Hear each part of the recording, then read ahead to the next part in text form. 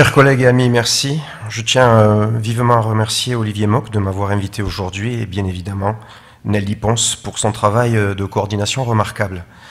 Sachez que c'est un vrai plaisir pour moi d'être là aujourd'hui, d'être là avec vous. Je pense que quand on est enseignant-chercheur, il est de notre devoir de venir à la rencontre des publics qu'on n'a pas nécessairement l'habitude de voir et puis venir se frotter à des réalités qui sortent véritablement de nos laboratoires. Alors, en même temps que je pensais à ce que j'allais vous dire aujourd'hui, je me suis aperçu au fond que nous sommes l'expression aujourd'hui d'une véritable rumeur et d'une fake news.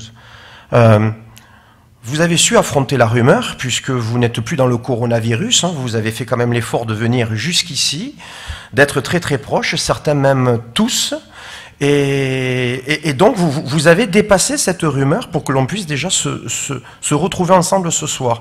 Et peut-être que un peu plus tard dans la soirée, je vais peut-être, selon comment le message sera reçu, produire une fake news, puisque si je tweete une photo de ce merveilleux amphithéâtre particulièrement rempli, beaucoup de personnes vont peut-être se dire que c'est un véritable mensonge que de croire qu'il y a autant de personnes qui se sont réunies ce soir.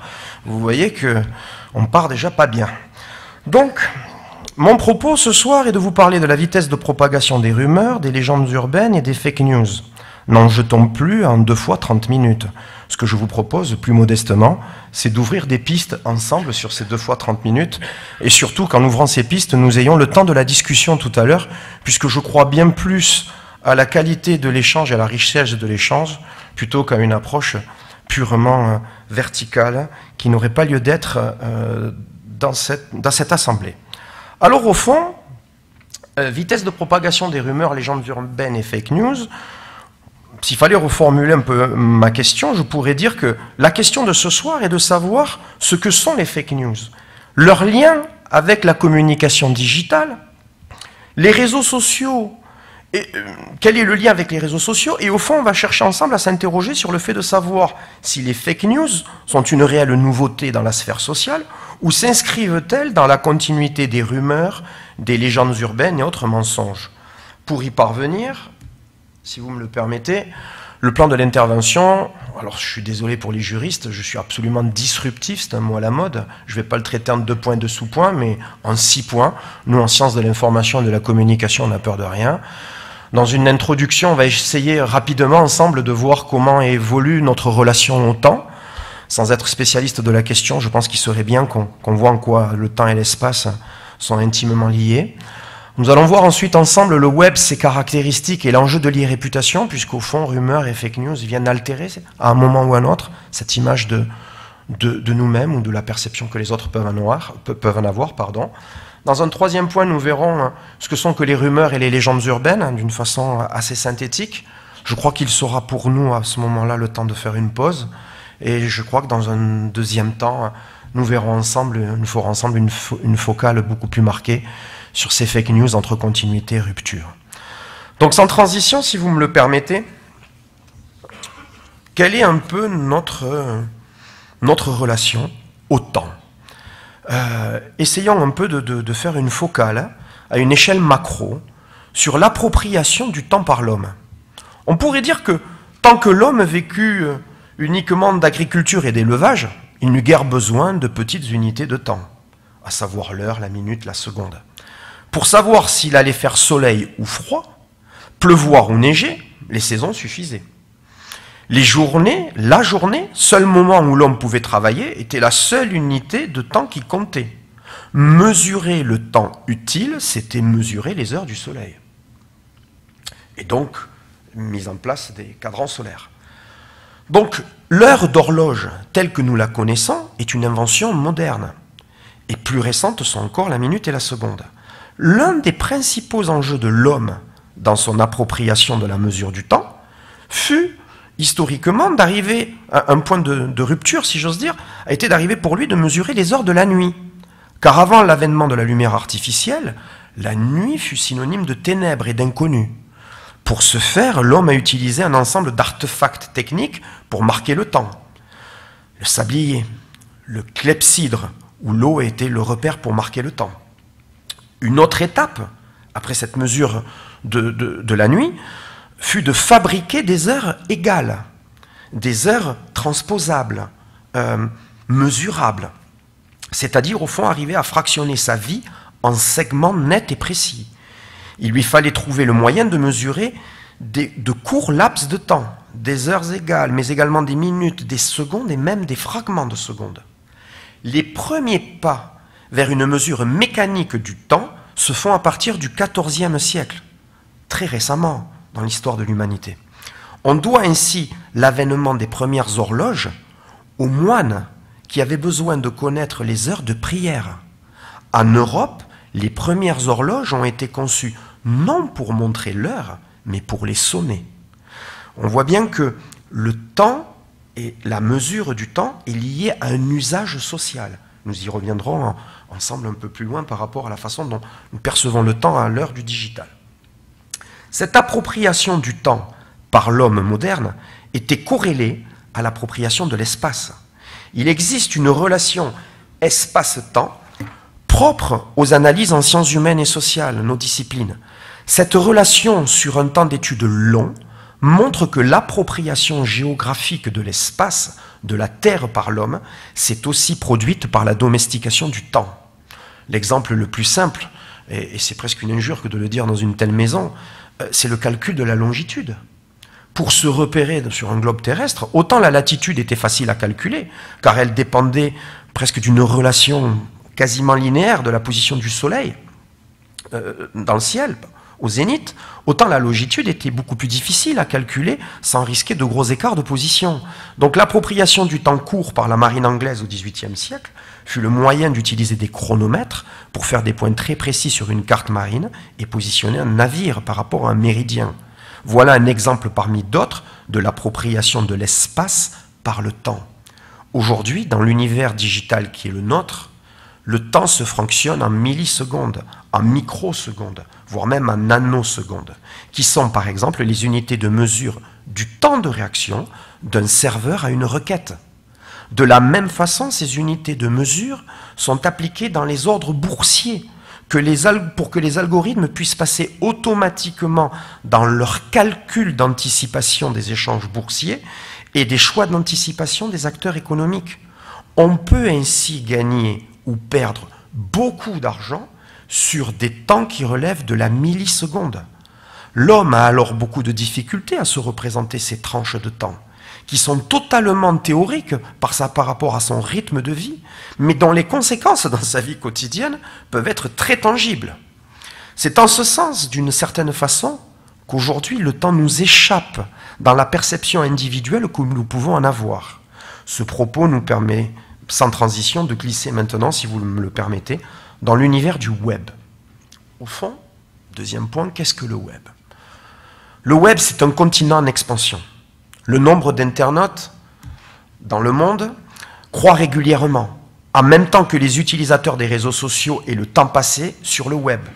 Et le développement du web mobile à travers smartphones et tablettes est une des explications.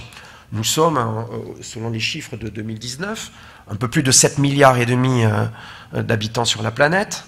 Le taux de pénétration de l'Internet est de 57%, ce qui veut dire que bon an, mal an, à l'heure où on se parle, il y a 4,5 milliards d'internautes sur Terre. Et sur ces 4,5 milliards d'internautes sur Terre, bon an, mal an, 3,5 milliards utilisent des médias sociaux, des réseaux sociaux. Dans cet environnement-là, les réseaux sociaux les plus utilisés, cela va sans dire, Facebook est le plus remarqué, le plus remarquable, même si son taux de croissance a tendance un peu à freiner, mais il représente quand même plus de 2,2 milliards d'individus. Et sachez qu'à peu près un Facebooker sur deux utilise chaque 24 heures son réseau Facebook, de sorte que si on se connecte sur Facebook, on a un potentiel en permanence d'1 milliard de personnes à un instant T. Et donc YouTube représente un peu moins de 2 milliards d'utilisateurs. Instagram, qui est particulièrement prisé par vos enfants et petits-enfants, représente un peu plus d'1 milliard d'utilisateurs. Dans cet environnement-là, en France, Nous sommes globalement sur les mêmes schémas que la plupart des pays, bien évidemment, développés. Sur un peu plus de 65 millions d'habitants, le taux de pénétration de l'Internet est de 92%, ce qui est tout à fait remarquable, et une part d'utilisateurs actifs sur les médias sociaux de 38 millions, ce qui représente un taux de pénétration de 58%, ce qui est tout à fait considérable. Et dernière donnée, une des plus intéressantes, nous passons en moyenne 4h38 sur Internet, dont un peu plus d'1h17 sur les réseaux sociaux. À partir de cet environnement-là, vous voyez bien que nous sommes avec des flux d'informations absolument gigantesques. Le web au quotidien, c'est à peu près 2 700 000 photos publiées toutes les 20 minutes. En 2018, pardon, c'est à peu près 71 milliards de photos publiées sur Facebook. C'est 95 millions de photos publiées chaque jour sur Instagram. C'est 3,3 milliards de requêtes tapées par jour sur Google. C'est 1 milliard d'heures de vidéos vues par jour sur YouTube. Et je pourrais vous en rajouter des quantités comme ça. L'idée, c'est quoi? C'est d'arriver à percevoir ensemble que nous sommes dans une logique de flux d'informations. Que ces flux d'informations, comme le déclarait dès 2009 ma collègue Louise Merzeau, participent à structurer des stocks d'informations. Et ces stocks d'informations stimulent de nouveau des flux. C'est parce que vous allez avoir des posts, c'est parce que vous allez avoir des blogs que vous allez être stimulé pour participer à contribuer. Donc les flux stimulent les stocks et les stocks stimulent les flux. Et nous sommes en permanence dans une telle approche systémique. Vous voyez bien que très rapidement, les flux d'informations générés en permanence sur le web dépassent notre entendement. Donc arriver à contrôler, maîtriser ces choses-là me semble quand même assez délicat. Donc dans ce contexte, et dans cette dynamique propre au web, la viralité de l'information et de sa diffusion est une des caractéristiques les plus saillantes de la communication digitale. Dans la société de l'information dans laquelle nous vivons, et telle qu'elle est qualifiée depuis l'avènement grand public du web, c'est comme ça qu'on l'appelait, nous avons glissé, de mon point de vue, d'une société de l'information vers une société de l'image, et exclusivement de l'image. C'est-à-dire une société où l'on accorde beaucoup de valeurs, et en particulier une valeur marchande, au capital symbolique, en gros à ce que le sujet représente, incarne, renvoie. C'est ainsi que pour un individu, une organisation, un personnage public, la notion d'image sur le web est très régulièrement associée à ce que l'on appelle l'irréputation, qui est une composante de l'identité numérique de chacun sur le web. Alors, si vous me le permettez, donnons ensemble une définition de l'irréputation, et comme on n'est jamais aussi bien servi que par soi-même, je vous propose celle-ci, que j'ai récemment publiée dans un ouvrage qui s'appelle « L'irréputation et influenceurs », qui est paru aux presses universitaires du Québec. Alors, l'irréputation d'un individu, c'est à la fois sa réputation, son capital social, c'est-à-dire cette construction faite des interactions de l'individu avec son milieu, la représentation qu'il se fait de ces interactions, et la reconnaissance éventuelle qu'en ont les autres. Là, si j'ose dire, nous avons vu que la partie émergée de l'iceberg. Nous avons vu que la partie émergée de l'irréputation. L'irréputation, c'est aussi autre chose. Généralement, les médias ou les gens qui parlent d'irréputation oublient d'évoquer cette deuxième composante que je vous propose maintenant. C'est également aussi un ensemble d'indices identitaires qui sont produits par les traces numériques volontaires ou induites que l'on peut exploiter. On parle dans ma discipline, en sciences de l'information et de la communication, on parle de redocumentariser pour produire une intelligibilité pour un tiers extérieur. Si je devais reformuler mon propos, vous ne pouvez pas aujourd'hui sur le web ne pas laisser de traces. Et comme vous ne pouvez pas ne pas laisser de traces, parfois même des traces induites que vous ne voulez pas nécessairement produire, mais votre téléphone, votre smartphone, il en produit en permanence, ces traces-là peuvent être redocumentées. Je sais par votre adresse IP qui vous êtes. Par votre adresse IP, je sais où vous habitez, je connais votre adresse. Mes collègues juristes, et j'en vois ici présents, qui pourraient vous dire que cela relève d'une qualification, d'une donnée personnelle, puisque je peux vous identifier. Et vous devez vous dire qu'il y a tout un travail algorithmique qui peut se faire derrière et qui va vous permettre de donner une intelligibilité à cela. Vous pourriez me dire, mais qui est intéressé par ces données?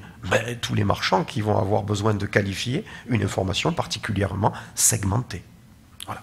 Donc l'irréputation, c'est une partie visible sur laquelle on peut à peu près tous s'entendre, mais c'est une partie également invisible qui existe, mais dont on n'a pas nécessairement et systématiquement conscience.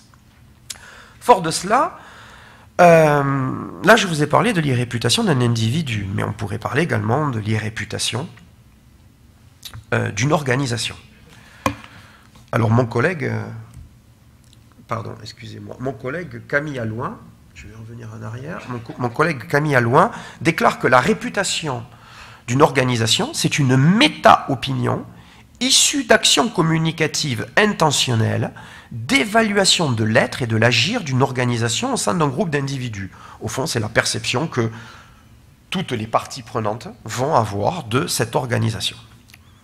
Au fond, l'enjeu pour un acteur social présent sur le web est de se positionner sur une échelle entre visibilité et confiance, dont les niveaux de notoriété, popularité, crédibilité, influence et autorité sont autant d'étapes successives et d'objectifs à atteindre pour un acteur social qui souhaite influencer, agir sur les autres.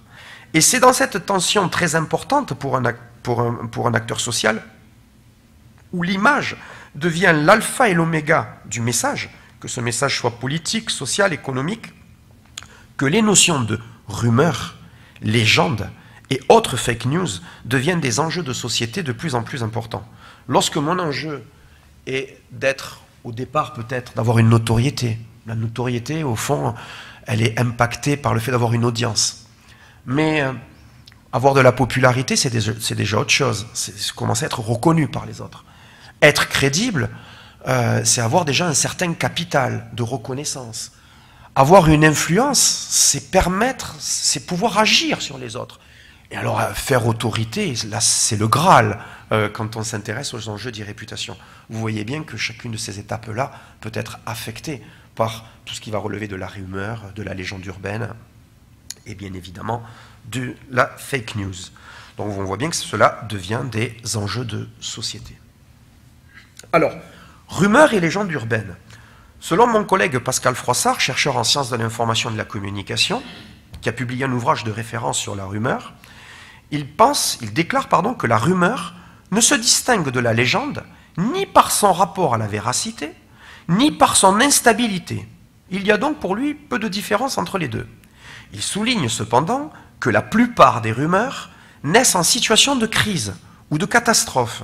Je le cite, « La crise est un construit théorique dont profite largement la rumeur qui est supposée en naître. » La rumeur est un objet scientifique, étudié entre autres par la sociologie.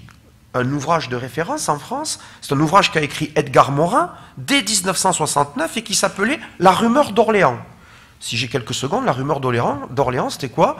Une rumeur circulée dans les années 60 qui déclarait que des jeunes femmes disparaissaient dans des magasins de vêtements lorsqu'elles allaient se changer dans les cabines d'essayage. Et cette rumeur a tellement pris, et c'est devenu quelque chose de tellement... c'est devenu une crise tellement marquée et profonde dans la région d'Orléans, que les chercheurs se sont intéressés à ce sujet, Edgar Morin le premier. Donc, vous voyez, c'est quelque chose qui a été investi par la sociologie française il y a déjà plus de 50 ans. Mais on pourrait dire que, indépendamment d'être un objet scientifique, la rumeur nous a toujours accompagnés dans notre vie moderne. Je pourrais vous citer la rumeur de la santé défaillante et de l'état mourant d'Isabelle Adjani, qui a nécessité son intervention au journal télévisé de 20 h en 1987 pour démentir. Au fond, les rumeurs ont toujours existé, ce sont des phénomènes qui relèvent à la fois de la croyance et de l'opinion des individus. Les médias se nourrissent souvent des rumeurs. Et en matière de rumeurs, les médias sont au centre du jeu. Il y a un jeu de chat et de souris ou un jeu de connivence et de proximité qui s'explique tout simplement par le fait que les lecteurs ou les auditeurs sont friands de la rumeur. C'est un marché. Alors, définissons de manière un peu plus précise la rumeur. Selon Allport et Postman, dans un article publié en 1946 qui s'appelait An Analysis of Rumor, mon anglais est parfait, ils sont les pères fondateurs de l'analyse scientifique de la rumeur, et ils déclarent que la rumeur, je cite, est une proposition liée aux événements du jour, destinée à être crue, colportée de personne en personne, d'habitude par le bouche à oreille, sans qu'il existe de données concrètes permettant de témoigner de son exactitude. Au fond, la rumeur est une information, et elle apporte des éléments nouveaux sur une personne ou un élément lié à l'actualité. Elle se distingue ainsi de la légende qui porte sur un fait passé. Autre aspect, la rumeur est destinée à être crue. Elle cherche à convaincre. Et c'est ainsi qu'elle peut apparaître comme une alternative à un point de vue dominant ou officiel d'une réalité. À partir de cette définition, au fond, qu'est-ce qui distingue la rumeur de la légende? Selon Jean-Bruno Renard, dans un ouvrage intitulé « Rumeurs et légendes urbaines », ça tombe bien, il définit une légende urbaine comme un récit anonyme présentant de multiples variantes de formes brèves, au contenu surprenant, raconté comme vrai et récent dans un milieu social dont il exprime de manière symbolique les peurs et les aspirations. Un exemple de légende urbaine. Très récemment, ma fille me parlait dans un avenir qui est encore lointain pour elle, du bac de philo. La philo lui fait une peur, lui donne une peur pas possible. Et alors elle m'a parlé de quelqu'un qu'elle connaît, qui connaît quelqu'un, qui lui a dit qu'en philo, quelqu'un avait eu une note très bonne, parce que au sujet « Qu'est-ce que l'audace ?», l'élève a rendu copie blanche. Merveilleux, j'ai connu ça moi il y a 30 ans, 35 ans, et je suis sûr que la plupart d'entre vous avez connu aussi cette expérience-là. Et cette expérience se transmet de génération en génération, et ma fille m'a certifié qu'elle connaissait la personne, qui connaissait la personne qui l'avait vécue. Je vous assure, c'était il y a 15 jours. Donc la légende urbaine se définira par comparaison systématique avec des genres voisins. La légende traditionnelle, la rumeur, le mythe, le conte, le fait divers. Nous n'allons pas, et nous n'avons pas le temps ce soir de rentrer dans le détail et le champ de nuances proposé par ce champ lexical. La rumeur et la légende apparaissent au fond comme deux modalités d'un même phénomène collectif. Les frontières entre rumeur et légende urbaine sont parfois ténues. En effet, sur un plan narratif, une rumeur peut se développer, s'authentifier, s'incarner dans un récit légendaire. Je vous donne un exemple. La présence d'alligators dans les égouts de New York City. C'est une rumeur qui est au fond une légende urbaine aussi, et qui repose sur le fait que les New-Yorkais, lorsqu'ils vont en vacances en Floride, ramènent des alligators, les alligators prenant une taille de plus en plus considérable et nécessitant d'être nourris d'une manière beaucoup plus marquée. C'est pas très compatible avec une vie à Manhattan, et donc on les jette à l'égout. Et en les jetant à l'égout, ils deviennent des méta ou des méga alligators, parce que bien évidemment, ils sont nourris par toutes les drogues qui sont jetées dans les égouts.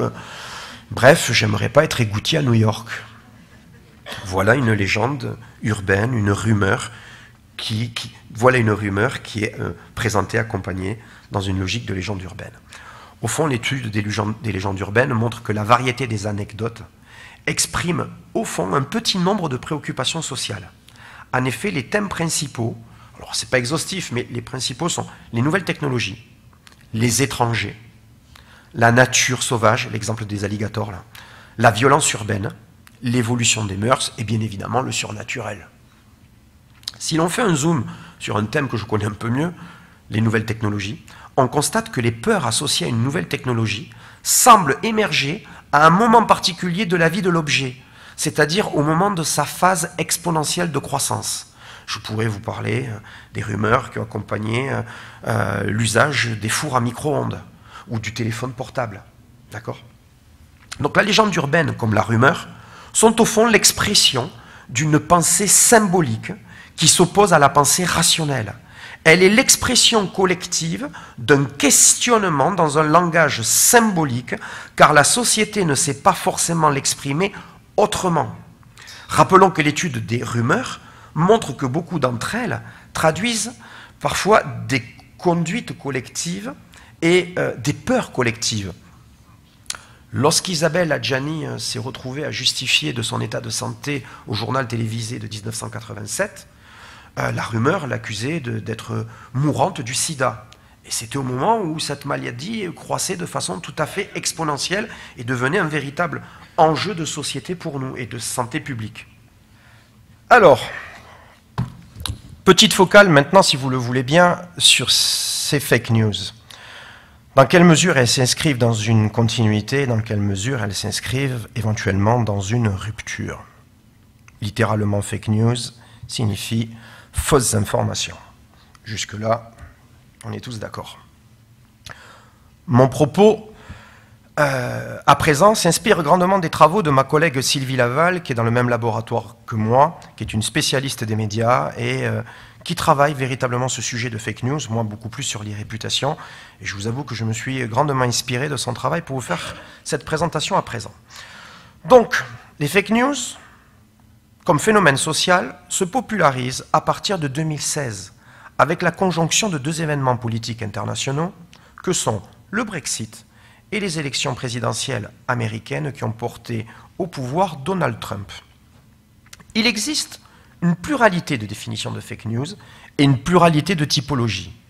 Nous prendrons appui sur la définition de ma collègue Laval qui précise que fake news doit être entendue dans son acception large des fausses nouvelles ou des fausses informations produites intentionnellement ou par erreur par un large éventail d'acteurs, professionnels ou pas, sur des objets divers et pas seulement politiques. Sa définition a quelque chose qui personnellement m'intéresse beaucoup, c'est qu'elle n'associe pas fake news à la notion exclusive d'intentionnalité. Et on peut être un producteur ou un relayeur de fake news sans en avoir eu l'intention. Je pense même que sur un plan juridique, l'intentionnalité, sans être juriste, je vais sur un terrain qui est glissant pour moi, mais je pense que parfois l'intentionnalité est difficile à spécifier et à qualifier. Donc cette définition me convient parce qu'elle est dans une acception assez large sur laquelle on va pouvoir ensemble réfléchir. Des exemples de fake news, le coronavirus, qui fait baisser sensiblement la vente de bière Corona, car 11% des Américains pensent qu'il y a un lien dans la dénomination. Est-ce une information, est-ce une fake news? Je vous laisse apprécier. Il faut remarquer qu'il est donc parfois difficile de qualifier le faux dans la fake news. Donc à partir des travaux de ma collègue Laval, faisons une focale sur ce qui me semble être intéressant ce soir, c'est le contexte sociétal de production des fake news. Indépendamment des personnes qui vont produire la fake news, car il est parfois très difficile d'identifier l'origine de la fake news. Ce qui est intéressant de comprendre, c'est l'environnement sociétal de la production de la fake news, parce que ça, c'est récurrent, et ça, c'est quelque chose de tangible sur lequel on peut discuter. Premier constat, l'homme n'est pas autant rationnel qu'on le croit ou qu'on le souhaite. En effet, les connaissances ne protègent pas pour autant de certaines croyances. Un haut niveau d'études n'exonère pas nécessairement de fortes aptitudes à la croyance, car les individus manquent de deux ressources, le temps et le discernement. Souvenez-vous ce que je vous disais tout à l'heure sur les flux d'informations qui nous arrivent depuis le web. Comment voulez-vous systématiquement les sourcer? C'est absolument impossible. Et pourtant, le pouvoir de l'image fait que l'image vaut vérité. Le pouvoir de l'image est particulièrement attractif. Donc le temps et le discernement. Dit autrement, les individus, quel que soit leur niveau d'études, sont bien plus naïfs qu'on ne le pense. Deuxième constat de cette boîte, si j'ose dire, de cet environnement sociétal de la fake news, c'est ce que nous, en sciences de l'information et de la communication, nous appelons le biais de certification. Qu'est-ce que le biais de certification? Dit autrement, on pourrait dire que on va lire et consulter régulièrement en ligne et quasiment exclusivement des sources d'informations qui pensent comme nous. on va lire les sujets et les thèmes qui nous ressemblent. Je vous donne des exemples. Les complotistes sont régulièrement lus par des complotistes, ou de ceux qui pensent comme les complotistes.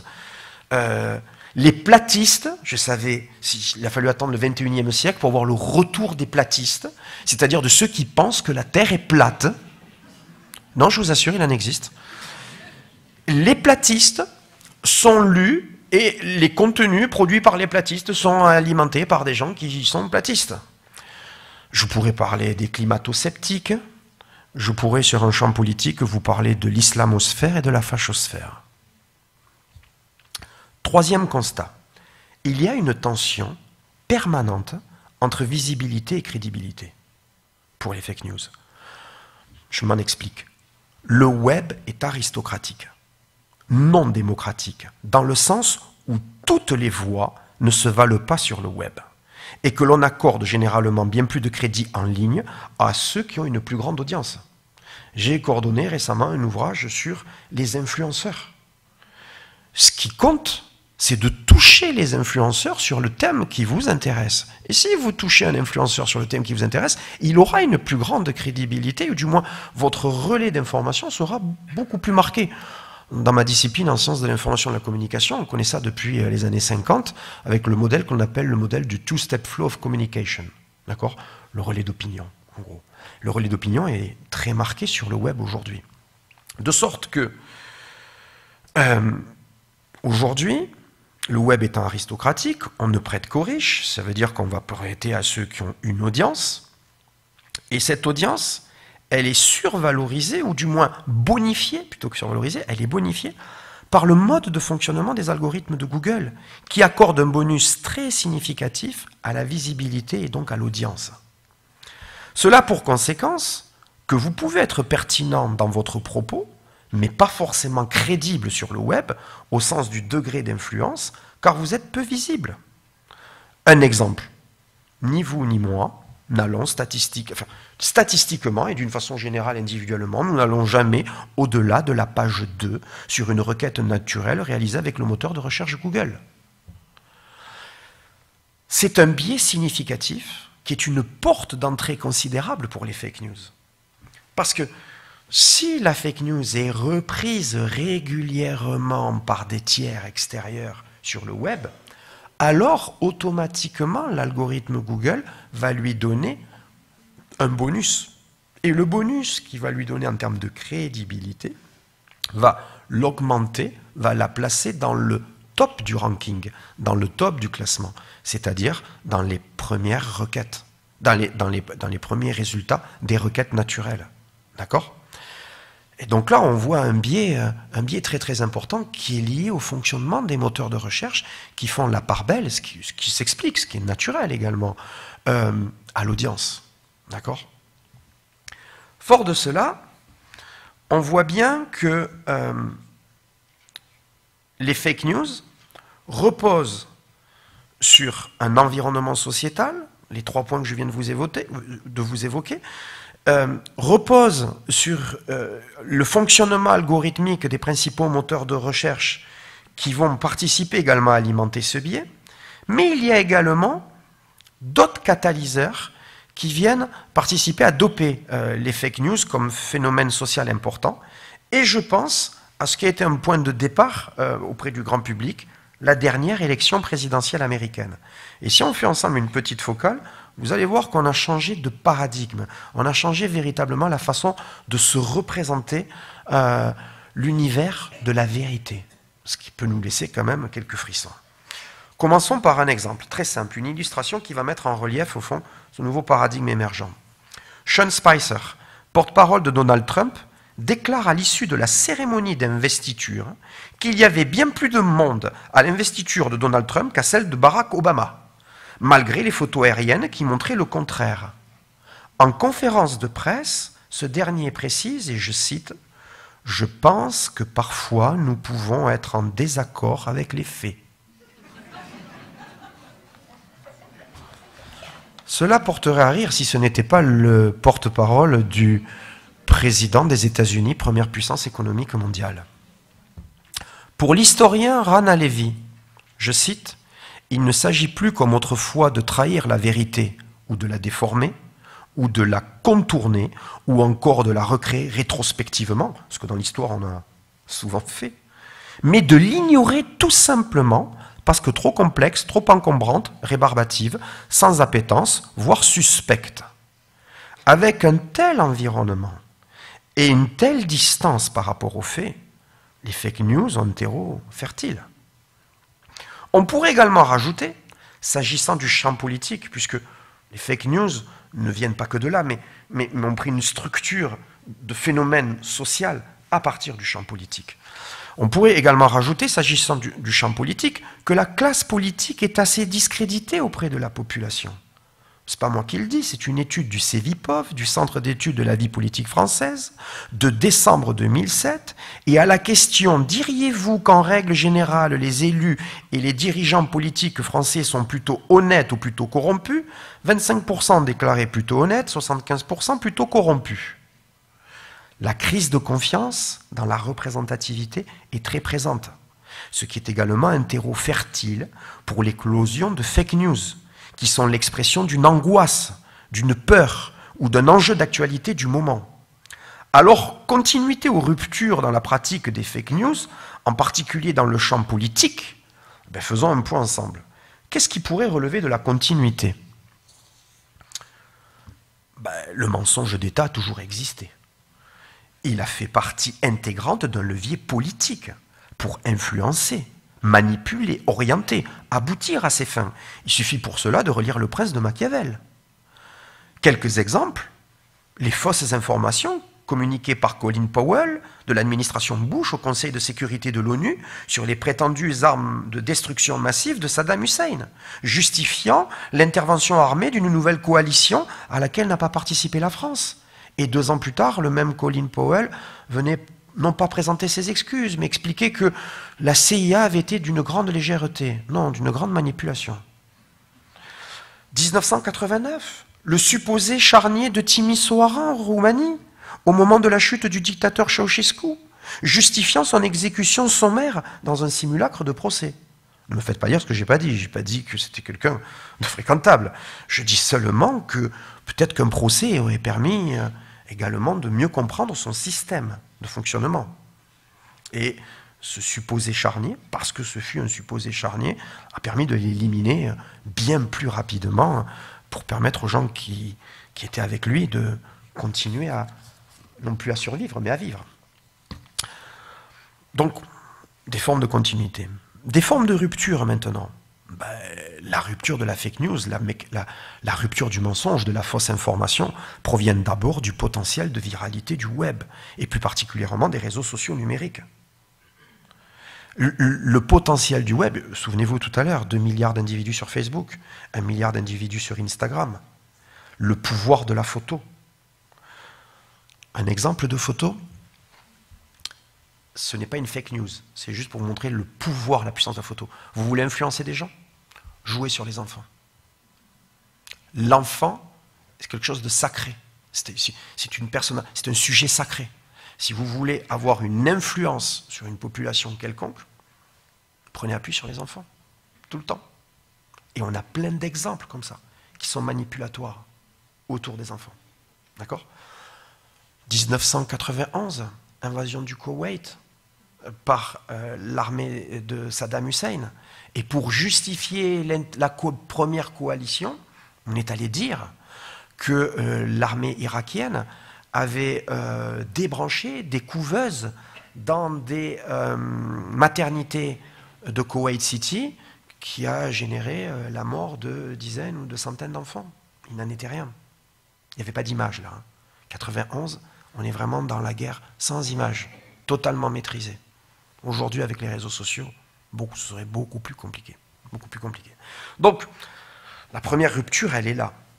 La deuxième rupture, la disruption, pour reprendre les termes à la mode, provient également du fait que la viralité est à présent utilisée comme une arme d'ingérence de pays étrangers au sein de la politique intérieure d'un État souverain pour gérer au mieux ses intérêts stratégiques. C'est en ce sens la manipulation des Russes de façon organisée par la publication de fake news lors des élections présidentielles américaines et plus près de nous des élections françaises. C'est devenu un instrument de déstabilisation au niveau étatique et d'influence au niveau étatique. La disruption provient également du changement d'échelle. Aujourd'hui, en quelques clics, quelque chose qui est bien amené et bien disruptif et bien relayé peut faire un buzz mondial, en bien comme en mal. Je pourrais vous citer un exemple qui remonte à quelques années, qui n'était pas de l'ordre de la fake news, c'était juste pour vous souligner la viralité. Un pasteur évangéliste américain qui avait décidé il y a quelques années de brûler un Coran. Quelle bêtise, quelle énorme bêtise, de quel droit? Mais dans sa croyance et dans sa folie, il a dit « je vous donne rendez-vous, tel jour, telle heure, pour brûler un Coran ». Son information a tellement été relayée que l'ambassade américaine à Islamabad a été attaquée et qu'il a fallu que la CIA le FBI trouve moyen d'aller intercepter ce pasteur pour qu'il ne mette pas à exécution ce qu'il voulait faire parce qu'on risquait une tension internationale particulièrement marquée. La viralité, au fond, d'un simple fait divers, d'une bêtise humaine, comme on peut en rencontrer dans plein d'endroits. L'enjeu aujourd'hui, notre problématique, c'est que par le web, par les réseaux sociaux, par l'imbrication de notre communication digitale, l'autre dans sa différence et l'autre dans son altérité nous apparaît dans une proximité symbolique qui parfois est insoutenable. Et ça, on ne l'a pas du tout appréhendé au sens politique du terme, c'est-à-dire sur du moyen et du long terme. On ne sait pas comment le gérer. Et aujourd'hui, on se le prend en pleine figure. Vous voyez cet enjeu de viralité qui dépasse le cadre de la fake news, mais qui démontre cet environnement dans lequel nous sommes. Est-ce que c'est grave? Ce n'est pas nécessairement grave. L'important, c'est d'en avoir conscience. Alors, enfin, on pourrait dire également que il y a un phénomène de rupture avec les fake news par le fait que les internautes s'informent de plus en plus exclusivement sur le web. 51% des Américains, par exemple, qui est complétée au fond par une appétence pour une information alternative et même sensationnelle. On sait qu'on va voir le trou de la serrure, on sait qu'on va voir quelque chose de sensationnel, et pourtant on y va. On fait du off là, ça tombe bien, on n'est pas enregistré, c'est bien. Je suis sollicité il y a quelques jours par un journaliste de la presse régionale, c'est pas la Dépêche du Midi, un autre, et qui me dit je voudrais vous interviewer sur l'affaire Griveaux. Ah bien, oui, ok. Et il me dit je suppose que vous avez vu la vidéo. Ben non. Non. Je vous l'envoie et comme ça vous me la commentez. Ben non. Je vous assure que c'était vrai.